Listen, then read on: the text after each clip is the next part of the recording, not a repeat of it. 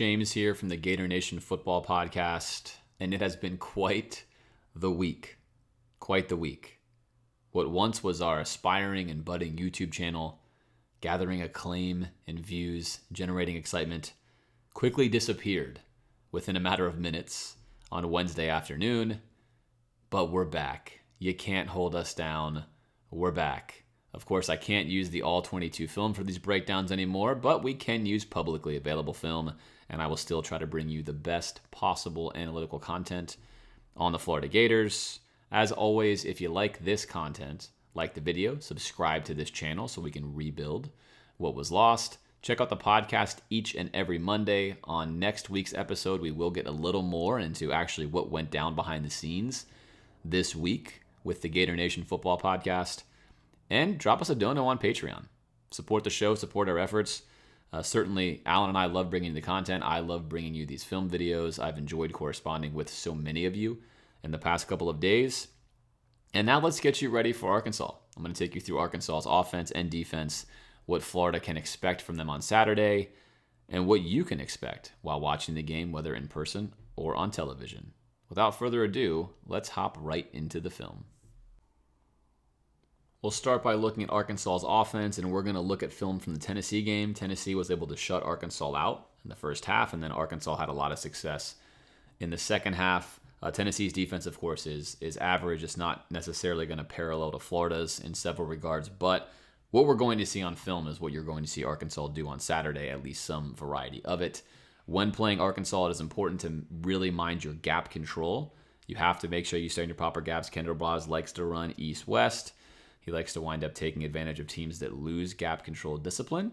You want to take away Felipe Franks' comfortable pre-snap looks, just like Florida did against Stetson Bennett last week. Don't give him a pre-snap look that he likes because he's primarily still a first-read quarterback.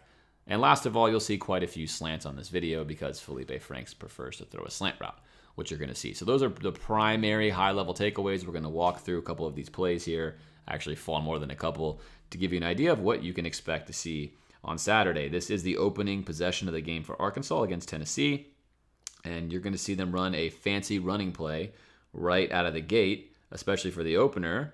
We're going to motion our tight end across. He's being trailed here, which indicates this linebacker is assigned to him, which is exactly what Arkansas wants. That in and of itself is not a problem, but we're going to wind up watching a very creative play. This is the right guard who is now coming across the formation here, making it look like this is going to be a run play to the left.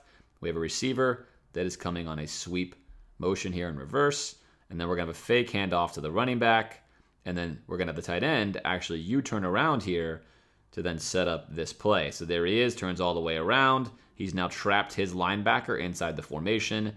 Tennessee has lost gap control discipline. Here, now on the far side of the field, and because of that, this tight end peels off. Nobody in front of him looking to lead block with the receiver behind. They're going to pick up a lot of easy yards right out of the gate.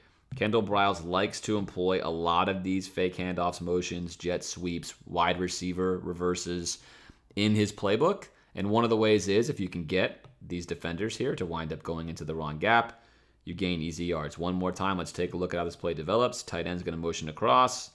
Now they're going to swap, move with him. He knows he's assigned there. He's going to move here. A lot of action coming here. They think this play is going this way. I'm going to fill these gaps. Fake that run. Now we're all stuck in the wash, leaving the exit here for the tight end and the wide receiver. Another feature of the Kendall Braz offense are wide throws and wide splits as well. And we're going to see Arkansas. You're going to see the fake here. So we're going to fake this zone read. It's going to wind up holding the linebackers here just a second. Let's hold the defenders as far as possible away from our play. That's the reason why you do that. They're not actually going to run that ball ever. We're just going to wind up holding this line so we can create a better alleyway here with our 2-on-2 screen. Ball's going to be thrown wide, seal the edge there, and that becomes an extended run play for 8 or 9 yards. And again, all of this is possible because Tennessee doesn't get their numbers right. If you've watched these film breakdowns by now, you know numbers are the most important things in football. This is 2 versus 3. It's the easiest thing you can possibly get in football. You really can't be having this happen. If they get this right, this play doesn't happen. They don't get it right. Arkansas knows that all Arkansas is trying to do is get the ball out here as quickly as possible and let this play develop. That's precisely what happens.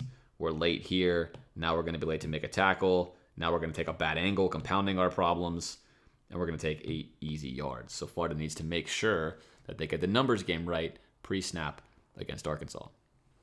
Another feature of Arkansas's offense and Kendall Briles in general are what you would consider to be some gimmicky or gadgety plays.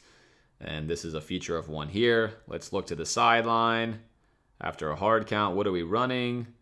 Change the call maybe get into something different. No, actually just casually snap the ball and run a play. And again, they don't really get anything out of this, but one more time. We go hard count.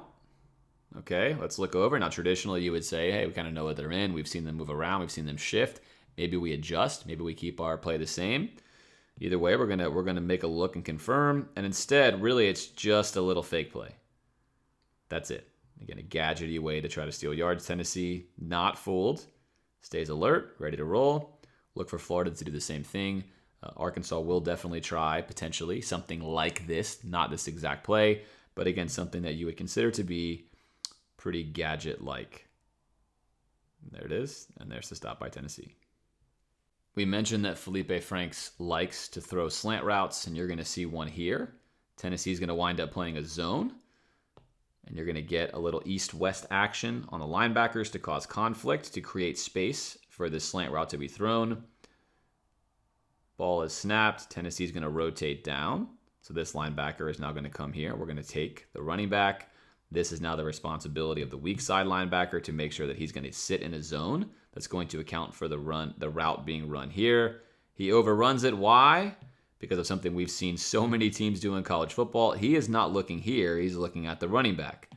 Essentially, there are two people looking at the running back. And this, of course, drives coaches crazy because you can have the right defensive call on here. And this is certainly a perfectly fine defensive call. But it's wrong if you blow the assignment. It's wrong if you blow the assignment. That's what happens here. Blown assignment. And because of the blown assignment, you get an easy first down. And let's look at Felipe Franks. Let's look at the read, what he does here. There's Franks. He's going to wind up opening up. He's looking at this the whole way. Little pump fake, which really doesn't do anything, is completely even unnecessary. But, hey, he did it. And then he just sees that's his opening. That's what I want to hit.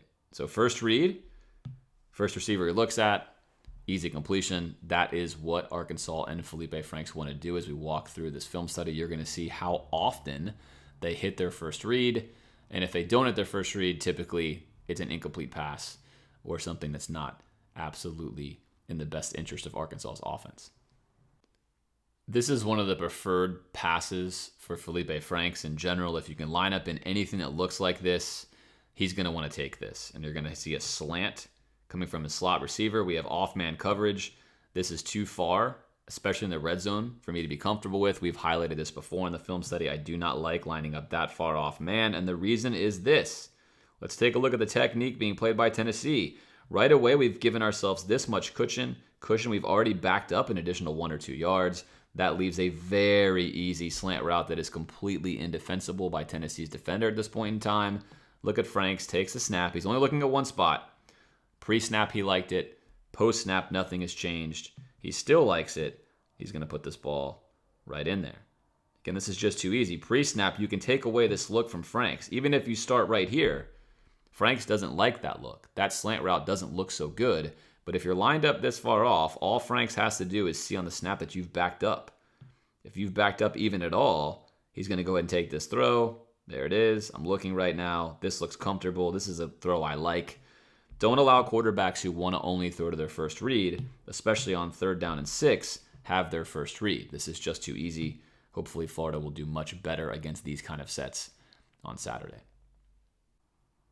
It's 1st and goal for Arkansas after that slant route completion. Arkansas's red zone offense is much like Florida's red zone offense has been in the past.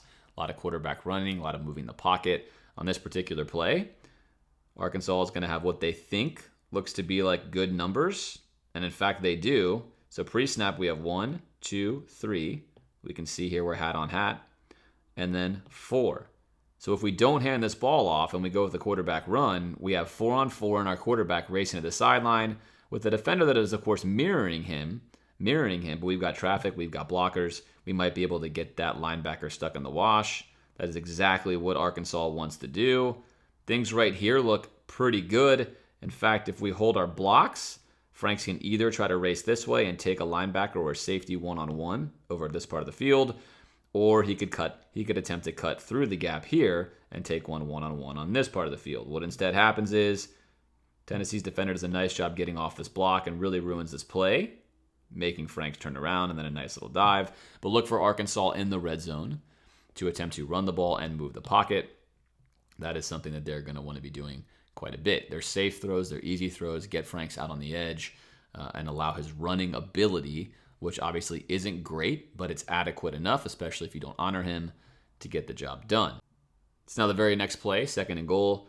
You're going to see Arkansas 2x2 up here, so we're 2v2 at the top of the screen. It's a matchup they like.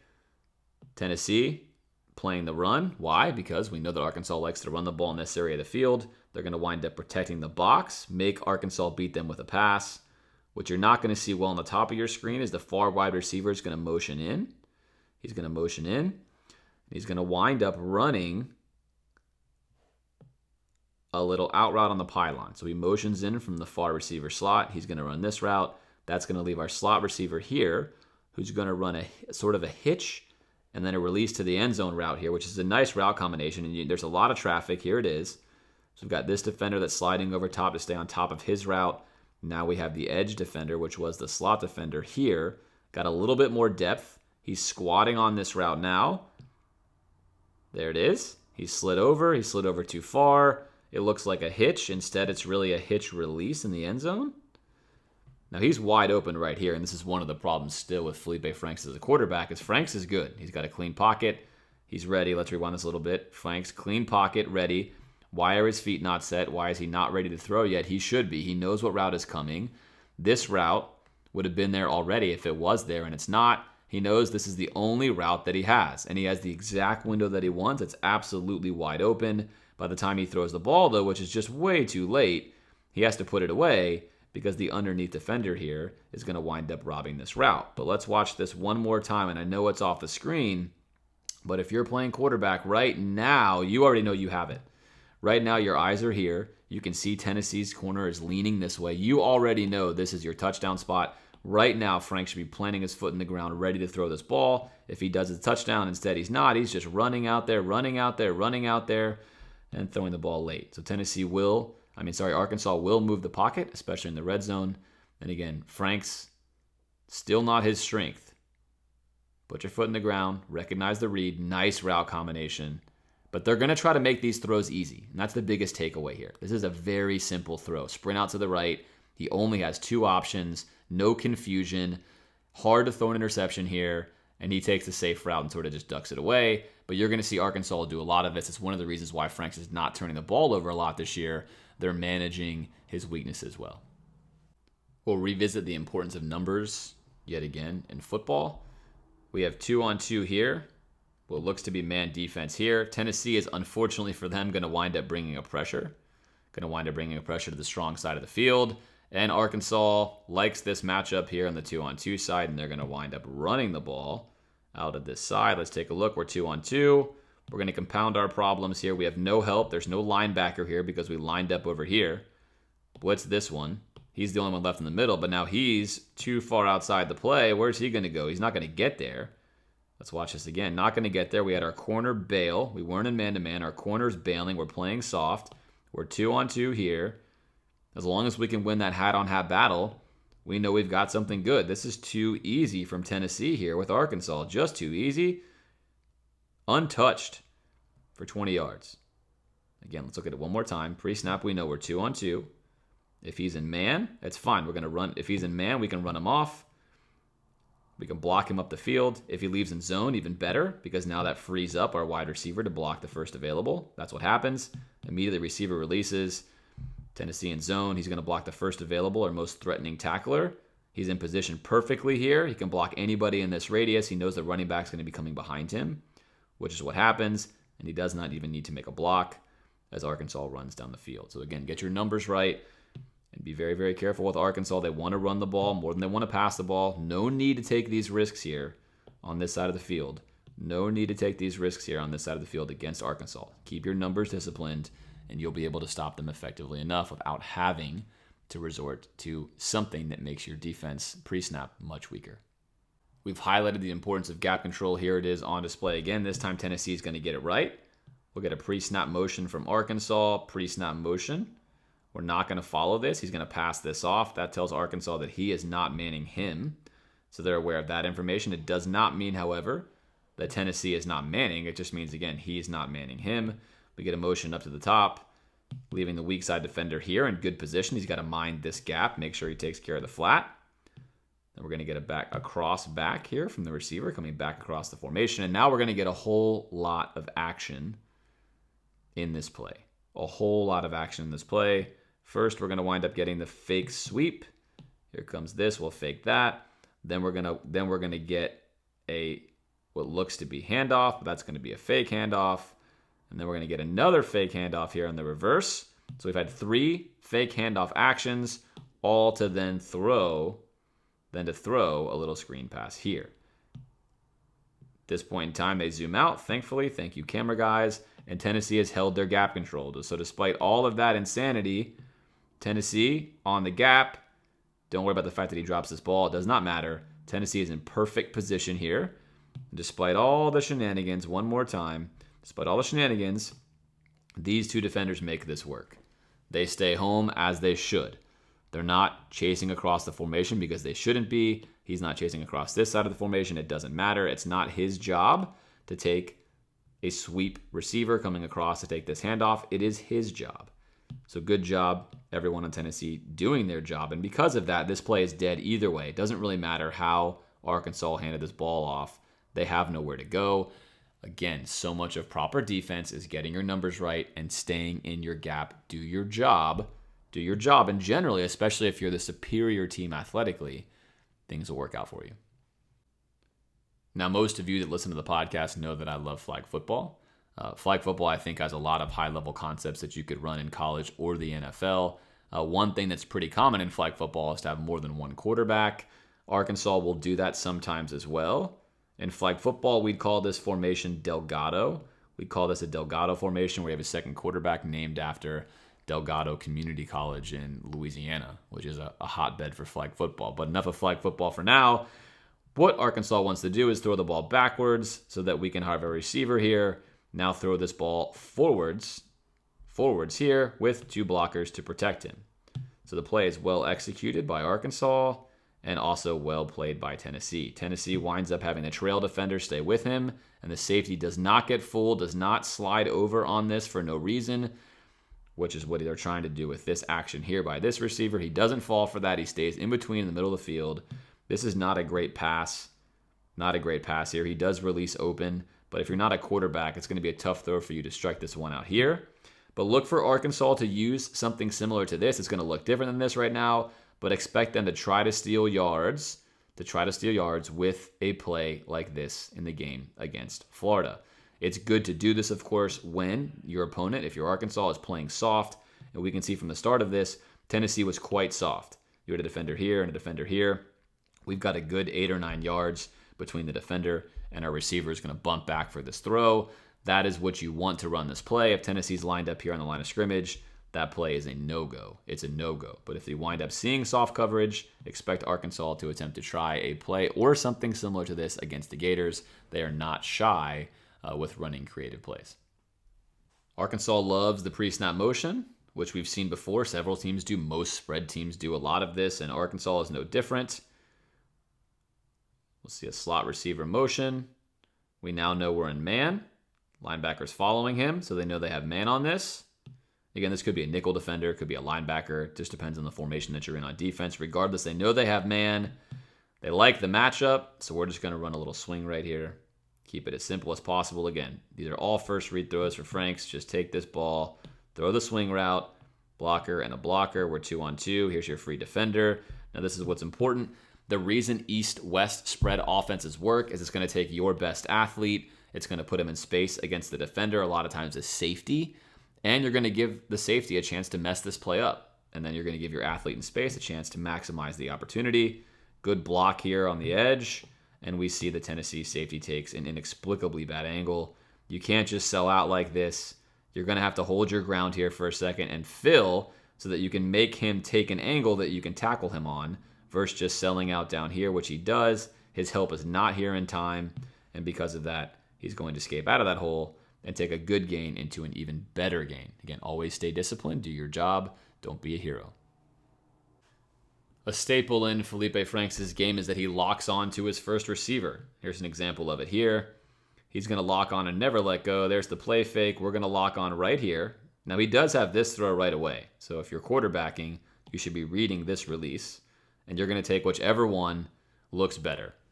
Again, they're really simplifying the game for Franks. They don't make him make full field reads. It's a half field read. Look at your half field read. You are clearly not going to love this throw, but you'll take this one right now.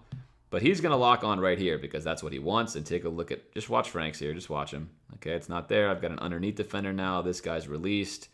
I'm going to stare at him. Maybe he's going to be up. No, he's not there again. I've got another zone defender. Okay, now I'm going to escape the rush. Stop me if you've seen this before as a Florida fan. Now I'm going to run around, hopefully get away, and then keep running, and then I'm going to wind up getting tackled. And again, Felipe Franks still is very much the same quarterback he always was. Some improvements, mainly minor.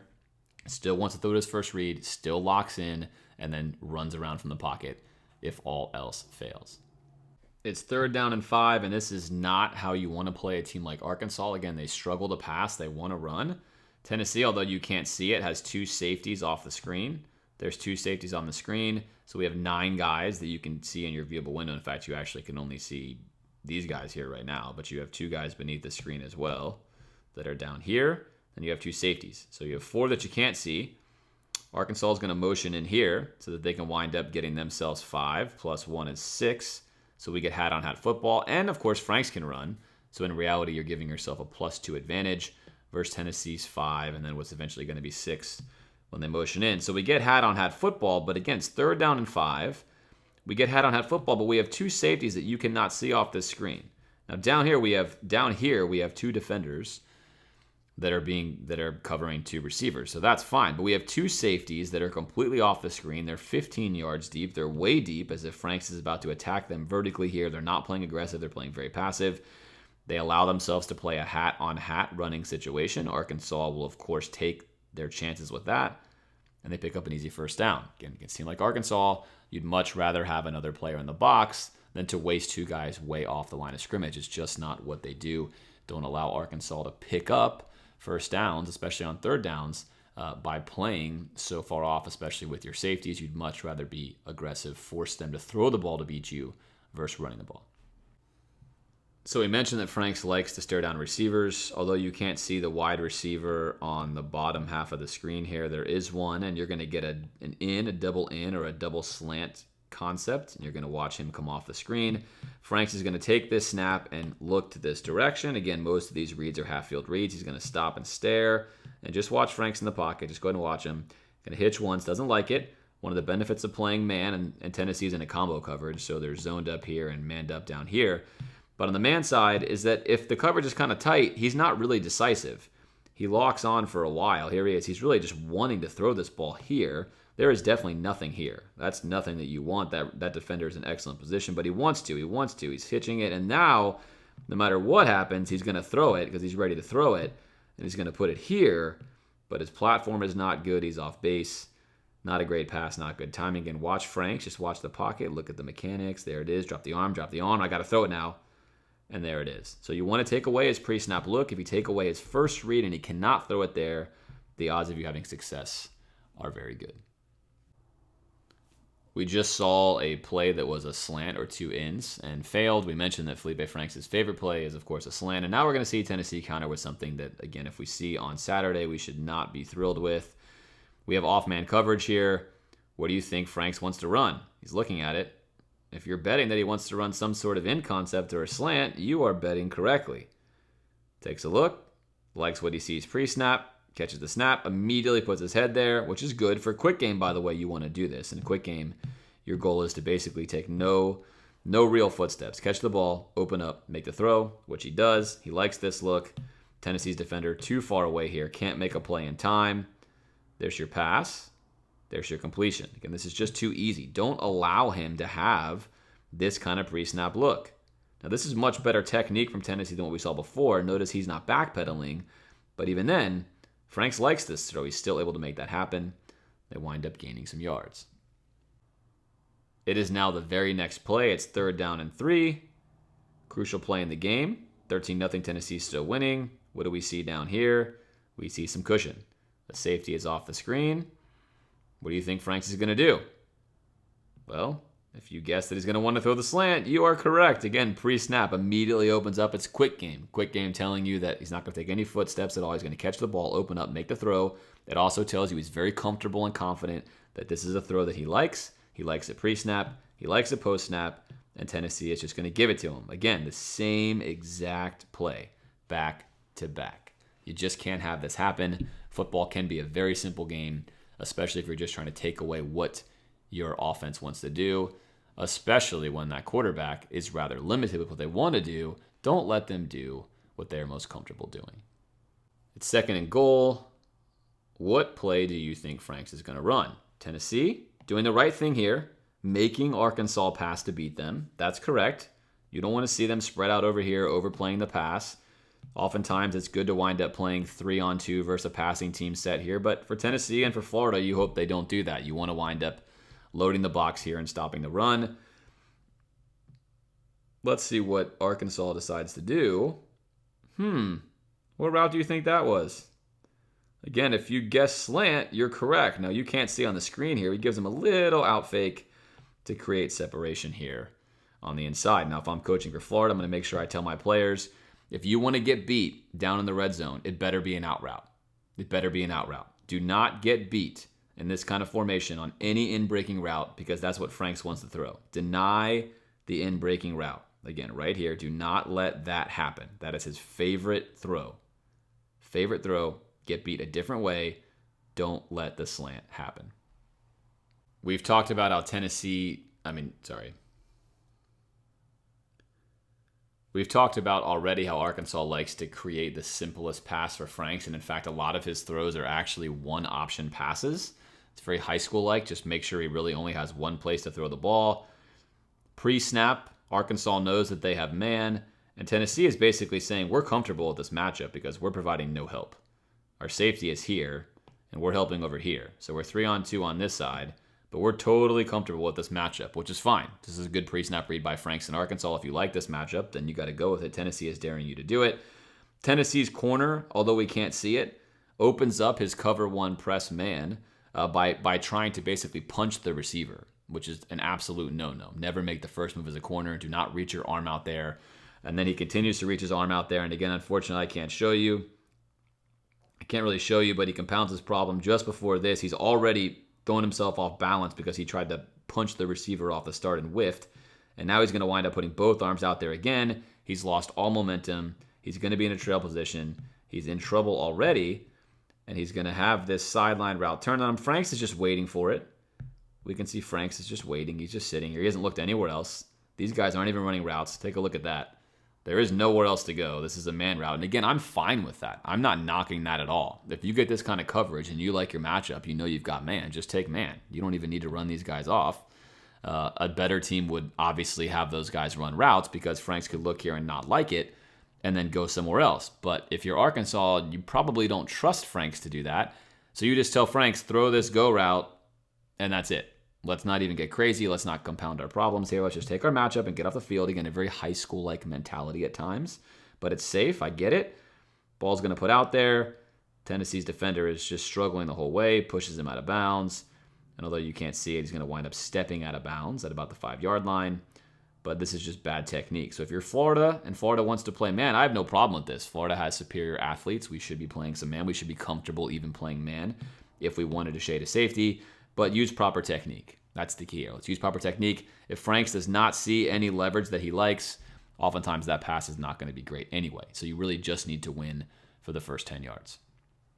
So Briles has just successfully gained quite a few yards for Franks by creating a one pass read. And you're going to see a really nice play here from the tight end.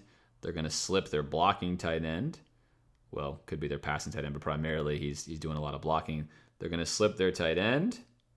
in the middle of this formation here. There it is. That's a handoff. So let's fake the handoff, suck the linebackers up, which works. Tennessee is prepared for this. They do have a defender on him, but look at all the space. You can't cover that. This is what you have big guys for. Nice big throwing window. Franks only really has one read here. Again, this guy's not running a route. He's not even moving, but that's because presumably he's blocking here for a screen.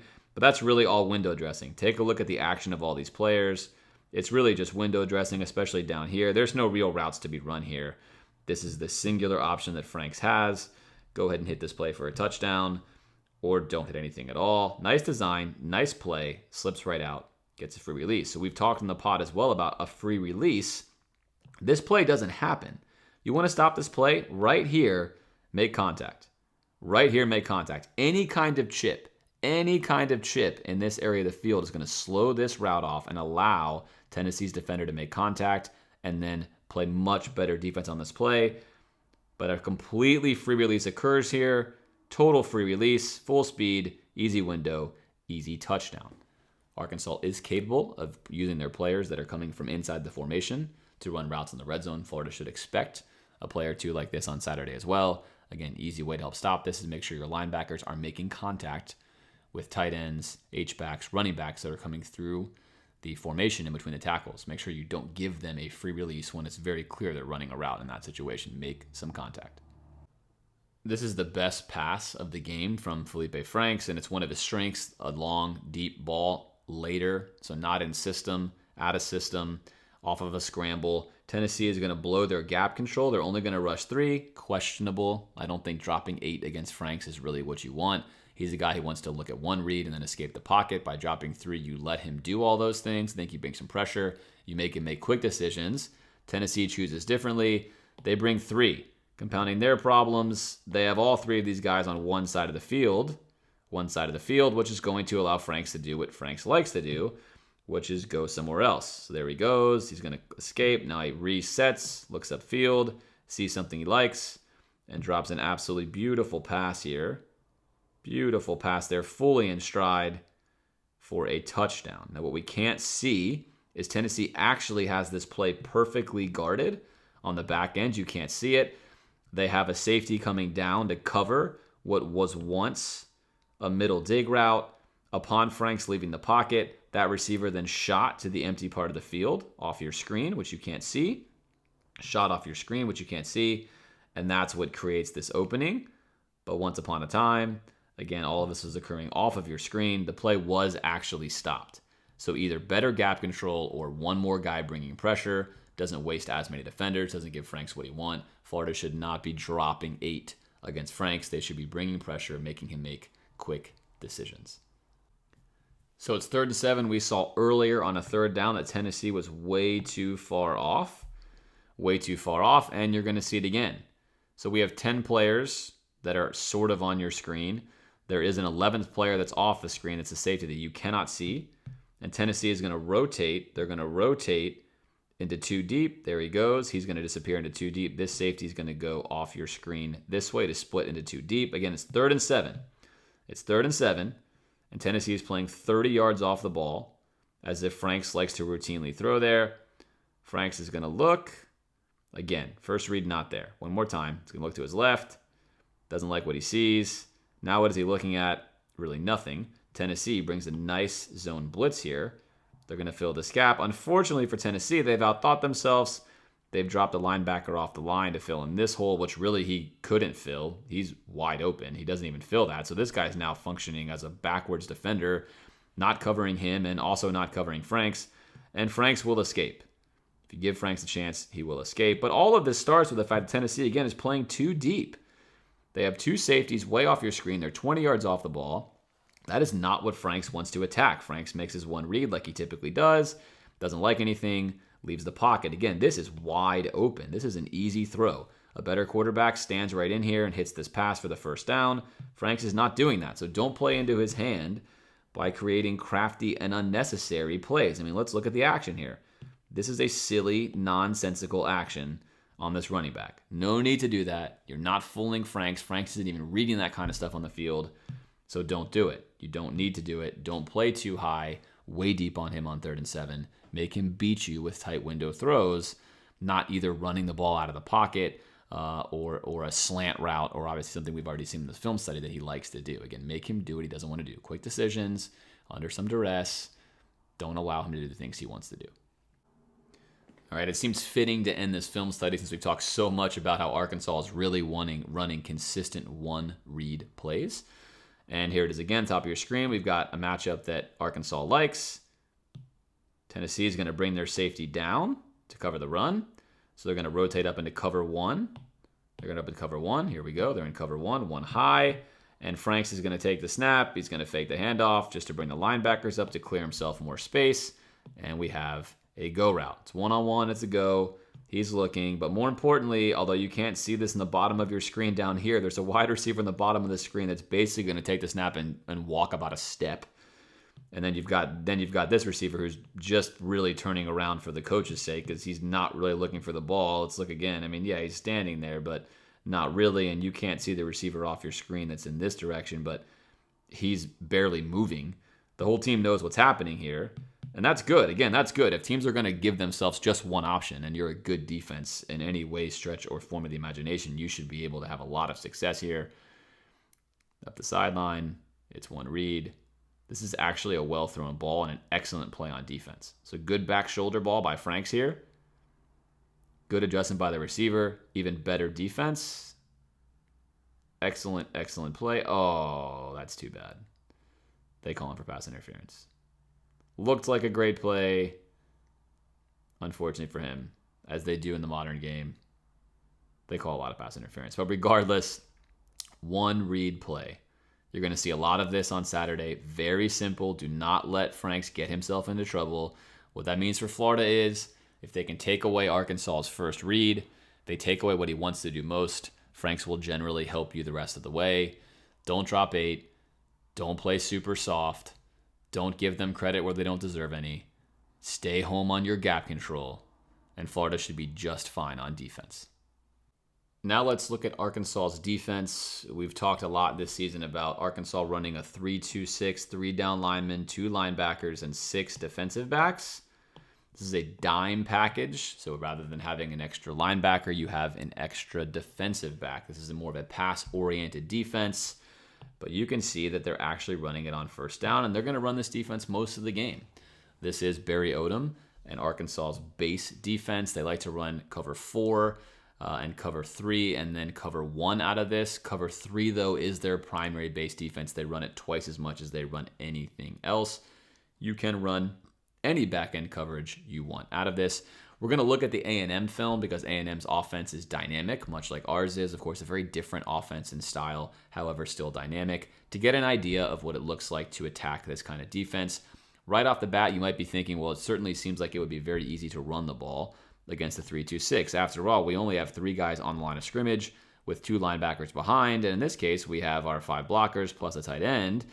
We're already 6 on 5, and of course, that is true, so the counter for the 3-2-6 is you have to have your defensive backs here always be reading run as well. No matter what defense you're playing, you're still going to have a similar number of guys committed to the run. Those guys are in conflict against modern offenses. Again, whether it's a linebacker, a lineman, or it's a defensive back, similar principles apply. So as we watch this play run out, you're going to see precisely that. He's going to read run. He's going to come help. He's looking right now. Again, there's his receiver. He's going to look at this mesh point. What's happening here? Okay, it's a run. Now I'm going to have to come help, and then that's what you get. So that's how you can take the 3-2-6, which looks disadvantaged at the beginning, and make it a decent run defense. Now, Arkansas's rushing defense is not very good. They're undersized. They're under-talented. You can obviously run on them. I expect Florida to have a very good day running, and we'll look at some ways that you can scheme to run against the 3-2-6. But all in all, that's the theory. Now let's take a look at some more plays. It's 3rd and 6 in the first quarter. 3rd and 6 in the first quarter. And from a 3-2-6, you can play man and you can bring pressure. And when Arkansas brings pressure, we'll expect them to bring pressure into a similar gap because they are undersized. You're often going to see them run pressures in the same areas. They're going to overload a certain gap or two. In this case, we have a B gap and a C gap blitz. If Florida, much like A&M on this play, is able to hold up against the pressure, they should be very, very successful. And again, Arkansas does not get to the quarterback very often, even when they bring pressure. On this play, Arkansas is in cover one man. There's a safety that you can't see. And off the screen over here, there is a receiver. There's a receiver, and you again can't see them. And what Mond is going to do is lock on to his target over the middle of the field because Mond loves throwing the ball over to the middle of the field. This is well defended and well covered, and there's nothing there. So an incomplete pass and a 3-and-out from Arkansas to start the game off. It's 1st down and 10 for Texas A&M, and one of the ways you can combat a team running on you, and A&M is a good rushing team, is you have to key run. So we know that the primary advantage of a 3-2-6 is that you are advantaged against the passing game. 3 defenders versus 2 receivers. And on this side, there are also 2 receivers. You just can't see them. And there are 3 defenders here as well, which you cannot see. But trust me, that's the way it is. It's 3v2 and 3v2. The 3-2-6 will be advantaged passing-wise against every single formation the offense runs if they want to. That is the purpose of the dime. So they must do something. They must do something, again, to help with the run. We already talked about how it's supposed to be done. You're going to put conflict with these 2 players. Well, on 1st and 10, you might just say, we think a run is coming, and then there you go. Let's put ourselves into a better run lane to make this stop. So effectively, as opposed to having 5, we now have 7, and that's actually going to slant the numbers in favor of Arkansas versus A&M because A&M has 4 receivers. And again, one on the bottom you can't see. That actually gives them a numbers advantage against this play, and they wind up getting a nice, easy stop. So they have to take some chances to decide when they're going to stop run versus when they're going to stop pass. But because they're taking those chances, that's going to allow Florida to hold this mesh point here, much like LSU did last year, and Trask does a good job of this year. Hold this long enough to where now he's committed, have your receiver run right over his head, and stick a pass right in here underneath the safety but above the DB. It's an easy pass. Trask excels at that. Expect Florida to hit that if this is in fact how Arkansas tries to stop Florida running the ball. If Florida can run the ball, it's going to be a very long day for Arkansas, and I expect Florida to run the ball quite well in this game. All right, you can't see this. But there is going to be a receiver on the bottom of your screen with a DB here, and there's a safety that you can't see over here. Obviously, you see the safety there. So you've got 3 on 2, and then you have 3 on 2. And half the battle against a 3-2-6 is getting your post-snap read correct. Right now, with 4, again, there's 1, there's 2, there's 1 off your screen and 1 here. 4 DBs that look like they could be playing either cover 4, where they're all going to bail. Or they could be playing cover 2, where you're going to have these guys come down and play aggressively. They could be playing cover 3, where you might have a safety rotate here to a robber spot and have your other one rob back. I mean, they can run anything they want from this. The key here is Florida's going to need to recognize what coverage they're in post-snap. We'll leave this receiver here because you can't see him. We'll leave him here, and I'll draw what he's going to wind up doing. But if you're Kellen Mond, you know that you have an in route from that particular receiver. Keep that in mind because what is going to happen is post-snap, the corner that is here is going to bail because they are, in fact, going to wind up playing cover 4. They're going to bail out. There it is. You can see him open up. He's opening up to play cover 4. The safety bailed. There are 4 safeties back. It is a cover 4. Against cover 4, you want to throw underneath, either to the outside or, in this case, clear the route out, which they did. There's a route that cleared out here. Run right underneath what you've cleared, which is what they do. Stick this pass in there, and then there you go. Again, this was your clear out route. This was your cover 4 corner who was bailing. Hit this pass here. If this is better, this would allow a receiver like Tony to have a lot of space to run with, which could be dangerous. In this case, they don't maximize this play. Nice tackle there by Arkansas, but you get the idea. You're going to have to read post-snap what coverage they're in. Again, it's something Trask really excels in. So if you're Arkansas, you have a really uphill battle trying to figure out how to stop Florida because all the things you traditionally do could be quite difficult because Trask excels at those things. Now, as A&M starts to get into this game, they start to feel more comfortable and confident. They know the preferred base defense of Arkansas is, in fact, cover 3. And although you can't see it here, we have a wide receiver that's all the way pressed up against the sideline along with the slot that you see here. And one of the best ways to beat a cover 3 defense is take advantage of the rules that it plays with. So on TV, this is all you see. Oh, wow, that guy's wide open. How did that happen? Well, I'm going to show you how it happens.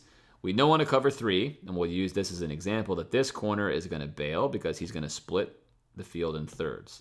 Safety, and the safety over here. Same concept. So the corner that you cannot see on your screen is going to be the other dropper. Now, you won't know this until the ball is snapped, but pre-snap, if you're Mond, you already have a good idea on this side that that guy's bailing, judging by his footwork. That's going to give you a nice read. The same thing is probably going to happen on this side. So you're going to take a look at the post snap and see what happens.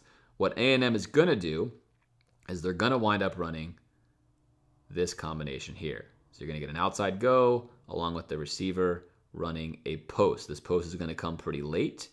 It's going to come pretty late. And the reason for that, I really hate when that happens, by the way. There it is again. Come on, iPad. It's going to wind up coming late. And because of that, that's going to put the cover 3 corner in conflict. Cover 3 corner is going to be in conflict. We've essentially talked about 2-on-1ing safeties. This is a concept for that. That cover 3 corner is going to bail. He's going to either run with this post, and if he does his job perfectly, as soon as he sees the post break in, he's going to peel off and come back to guard any other deep route. If he rides with the post too long, he'll be too late when he tries to come back to get to his own zone, and that's going to affect him. Of course, he wants to pass off this post route to his safety in the middle of the field. Now, you can't see any of this action, but it's exactly what happens. The underneath defender, you're going to see it here for a second, right here, is trailing the play. So you have your underneath defender who let him run the outside go because that's not his zone, because he's expecting this corner to have help in this zone, which is correct. He's expecting that. It's not happening. And what we see here on our screen right at the end is that this corner is now coming back. Here's your post route. He followed this too far before turning around to end up where he is today. He should have passed it off to this safety sooner. He doesn't do it. And that's what allows for A&M to score an easy touchdown. A cover 3 beater. Very, very simple to run, easy to execute, as long as you get your post-snap coverage correct and you have the right play call on, which is half the battle of play calling. What defense do I think they'll be in? Then a high chance of success, especially with a guy like Trask throwing the football. Will we see Emory Jones in this game? I think the odds are pretty good that we'll see him even potentially for more snaps than normal. Do I like that? Of course I don't. If you've listened to the podcast, I'm not a fan of taking out a Heisman Trophy candidate to bring in a guy that can run the offense at a different level. Your points per play goes down, your expected value goes down. There's really no great way to measure this. But we know for sure that Dan Mullen loves to run the ball at the quarterback. It's one of his favorite things to do, and he especially would love it against a 3-2-6 defense. And here's one of the reasons why. Of course, we know a 3-2-6 is going to wind up giving you an advantage against the pass. We know this. We've talked about it. It's going to give you a disadvantage against the run. Well, let's look at what happens here pre-snap. 5 and 6, and here we have 5 and 6. And if you've seen previous film breakdowns from us, if the quarterback runs the ball, that gives you a 7th blocker. Don't even fake the handoff, just take your 7th blocker. We know that this slot corner has got to wind up helping on run. The question is, can he get over here fast enough if you just run this way? It's obviously one of Dan Mullen's favorite quarterback run plays. I expect us to use this on Saturday, potentially for 4 or 5 snaps. Again, do we need to do this? No, we don't. I think there's other ways we can move the ball. However, I would expect to do it because, again, Dan loves it. Here it is in motion. You get the numbered advantage. The running back here really blows. He's going for the home run. He's thinking home run. I'm not going to worry about this guy because if Mon beats that guy and I block the free safety, we might score, which is true. He really should just block. He should really block right here. He doesn't, and that's going to wind up ending this play prematurely. But regardless, a nice, easy pickup of 7 or 8 yards. We've seen Dan Mullen do this with Emory when teams are not playing such a favorable front against us. Again, I would expect to see this on Saturday from Florida. When you're playing the 3-2-6 defense, you have to identify your windows. We've talked about identifying coverage, and you also have to identify your windows. Not every single throw is going to wind up being a vertical throw. On this play here, we're going to have that happen. You cannot see, yet again, all these plays seem to be going towards the bottom right of our screen, unfortunately. But we're going to have an out route here, and from the receiver that you can't see, we're going to have a hitch route. A hitch route. Take a look at the pre-snap positioning here. If you're Kellen Mond, you're already looking that this is going to wind up being potentially a cover 3. Here's a safety here, or a cover 4. And there is a safety there that you cannot see. There's a corner down here. So again, it could be a cover 4 where they all bail. Either way, this hitch route is going to function more or less the same given the numbers that you have on this side of the field. You're expecting this linebacker to try to drop into this window. And as long as you get a window you like, you should have a ball to throw in there. Takes the snap, takes a look, By looking over to the left, he slides the linebacker just enough out, and you can see this is the window that we talked about. There's your linebacker. There's your safety up top over here. And although you can't really see him, here is your other corner who was bailing to the cover 4 spot. 1, 2, 3, which you can't see, and 4, which you can't see. So take what the defense gives you and convert this first down. Really simple, really easy, nice window throw. Again, Trask loves these throws. So Arkansas is going to probably have to wind up trying to do something different. But this is their base defense. So it should be interesting to see what gives on Saturday. One of the best ways to run the football against the 3-2-6 defense is, of course, inside. That's also one of the reasons why you see Arkansas's 3-2-6 lineup so tight. They're not lined up spread across the formation because they don't want to get run on inside. They're trying to line up in a nice, tight front. All 5 here, lock it down, make sure that they don't give up interior runs. However, it's still possible to do it, especially with little creativity. Again, on this play, if you're Florida, in this case A&M, you know these are your 2 extra run defenders. A&M's aware of this, so what are they going to try to do? They're going to try to find a way to block away from one of these defenders. So you get a little misdirection here. Running back looks like he's coming here. We're going to wind up coming through this hole. That's going to give us a hat-on-hat football, which is exactly what they get. Give him an option here or here. And now we've got a lot of nice blocking and a big play. Again, one more time, interior running, especially if you can win at the line of attack against Arkansas's undersized line. A lot of opportunities to run the ball interiorly because these DBs are always going to wind up being outside the tackles. So a lot of room for Florida to run inside the tackles. Arkansas is not a great tackling team. Could be a big day for Florida's running backs, especially for a guy like Pierce who breaks so many tackles. So we'll keep showing these because they're important, but it's really crucial to identify the coverage against this 3-2-6 defense. In this particular case, we're going to see a bigger package here on the line for Arkansas. They're going to bring 4 this time, a more traditional front, sort of a 4-3 look. Still got to identify the defense post-snap. What they don't see is they drop into a cover 3, safety, and you can't see on this side of your screen at all, but there is a corner that's dropping into a cover 3. They run a curl right here. This receiver on the part of the screen you cannot see is wide open, but Mond, as he does, likes to throw the ball to the middle of the field. And again, this is good zone. This is a good zone relationship by Arkansas. It's a very, very tight window to put this ball into. He's going to try to fit it in there. There's a ref in the way. Arkansas's player is going to get a hand on it. This is not a good pass. This is not something Trask does often, but regardless, you have to make sure you identify the coverage correctly. A&M did have the proper route. And again, if you're watching football on television, that's why you have to be careful critiquing a quarterback. A lot of times you have no idea what the routes are. So in this case, they have a wide open receiver down here. You just can't see it. Mon should have checked this, saw that wasn't good, immediately then snapped over to see what the corners did, or read corners to middle, one or the other, depending on what your pre-snap read is. He doesn't do either one of those things. He locks on, takes a really risky pass, and then misses an easy throw. Again, if teams are going to play heavy coverage on you, they're going to wind up generally bailing back. If that's their preferred method of defense, take all the easy throws they'll give you. Let your athletes make plays in space. We said that Arkansas will blitz. We mentioned last week on the Georgia Film Breakdown that the key to the game for Florida really was holding up against the point of attack against Georgia. Against Arkansas, again, not a good team at pressuring the quarterback. In fact, they struggle quite a bit at doing so. They will bring pressure, and when they bring pressure, you definitely want to hold up at the point of attack. Like we mentioned before, they like to bring similar gap pressures. They want to overload a side. If you can handle the pressure, you have a chance to make a big play. A&M handles this pressure easily and gets a wide open receiver because you get some blown coverage here. This is really a very simple route here. He just winds up running a curl from the tight end spot. Probably not going to have Pitts in this game. Could be Gamble or Zipperer, but they take advantage of this blitz and all the space that it creates. Arkansas doesn't play this correctly up top, and you can see that he is bailing way off. I don't know what he thinks he's going to cover here, but he's not covering that. Nice, easy yards. Hold up at the point of attack. There will be a lot of space against Arkansas. Again, generally deep bail, safe defense. Want to get an insight into a team's preferred method of play? Take a look at what happens on 3rd and 17.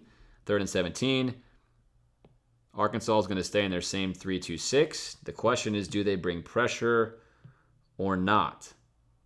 Do they bring pressure or not? They do not. And you can see they're going to bring just 3.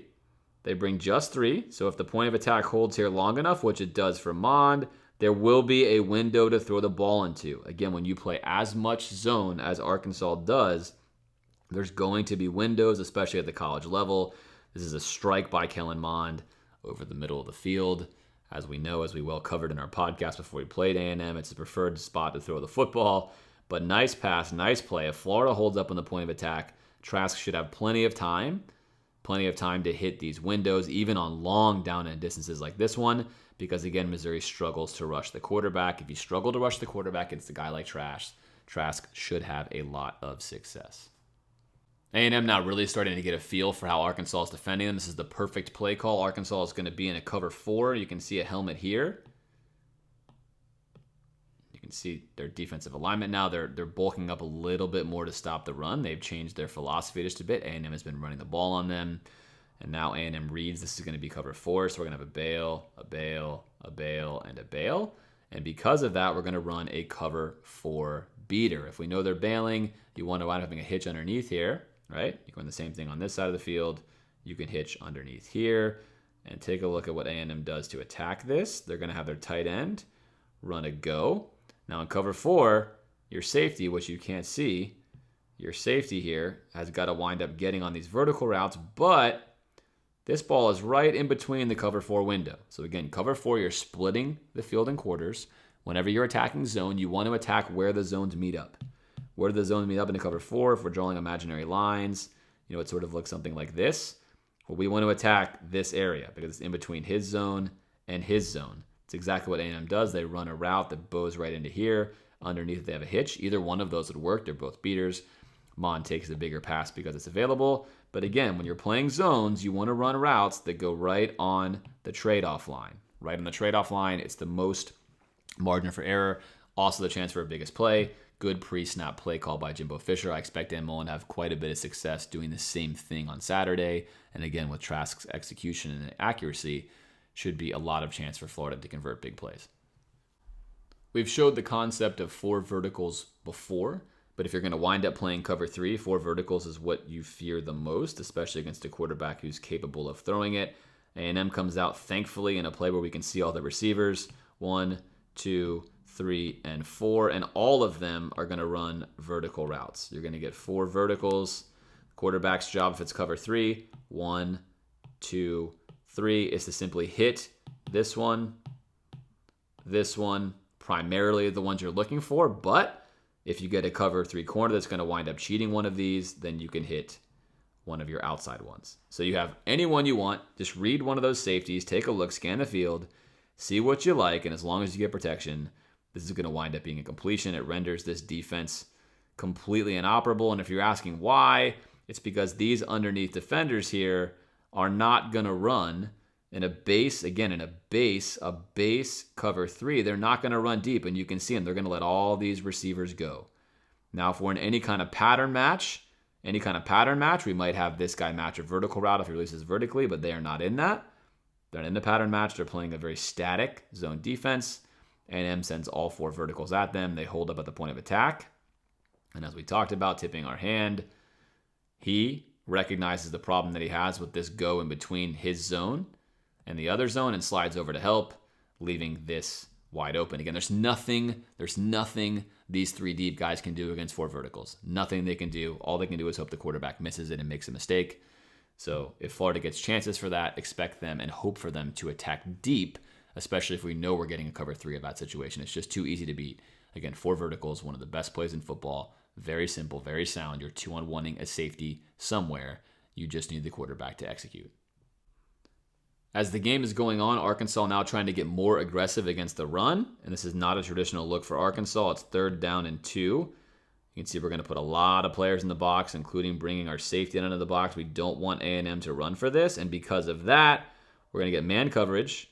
We're going to get man coverage with a safety that is nowhere near ready to play coverage on our releasing tight end. And I've said before many times that Jimbo Fisher is a master of using his tight ends and running backs out of the backfield when he has a smart, accurate quarterback. It's very hard to stop this stuff because you don't know if they're blocking or passing. And pre-snap, if you're Jimbo Fisher, right now you already know you have a touchdown.